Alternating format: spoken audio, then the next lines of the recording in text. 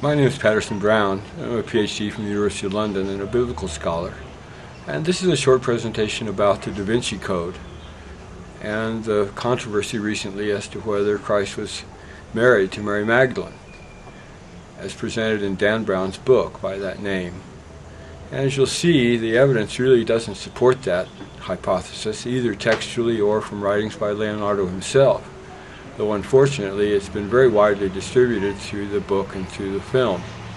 So let's look at the evidence. Here's the relevant page from the book where he has a quote from the Gospel of Philip in English translation, where it says, "The companion of the Savior is Mary Magdalene." And then down below, as any Aramaic scholar will tell you, the word companion in those days literally meant spouse. Here's the section in the Coptic text, interlinear, and you notice to begin with he's got the quote wrong because he says the companion of the Savior, and in fact what it says is the companion of the Christ. But the important word there, companion, is a Greek loanword from Greek, koinonos.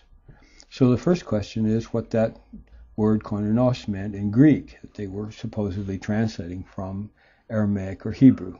So let's look at the Greek for that word. Here's the Greek word in Little and Scott's Greek lexicon, koinonos. And as you can see, the word in Greek meant merely companion or partner, and certainly didn't mean and was never used to mean a spouse.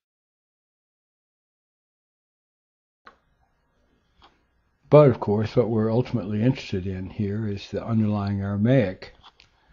So here we have to turn to the Aramaic lexicon, where the word corresponding to the Greek koinonos is chaver, and other variations on that term, which, as you can see here from the lexicon, meant female companion, and didn't have as an alternate meaning wife or spouse. So Dan Brown is simply wrong about the Aramaic underlying this quotation. Now let's turn to Leonardo's painting and his own writings about that. Here's the appropriate part of the painting, and underneath a quotation from Leonardo's own notebooks, translated into English, which are available online, Notes on the Last Supper, where he writes, "Another speaks into his neighbor's ear," where neighbor there is masculine in Italian, "and he, as he listens to him, turns toward him to lend an ear, while he holds a knife in one hand," and so on. So notice here in Richter's footnotes, the translator's footnotes there, the various actions described are to be seen in the group of Peter, John, and Judas.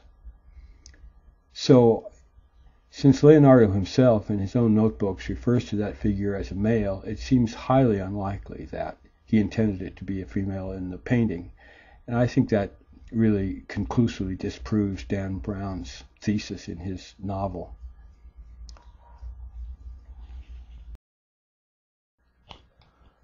All the material of the recently discovered Coptic Gospels of Thomas and Philip and Truth are available online at this site. Thanks for watching.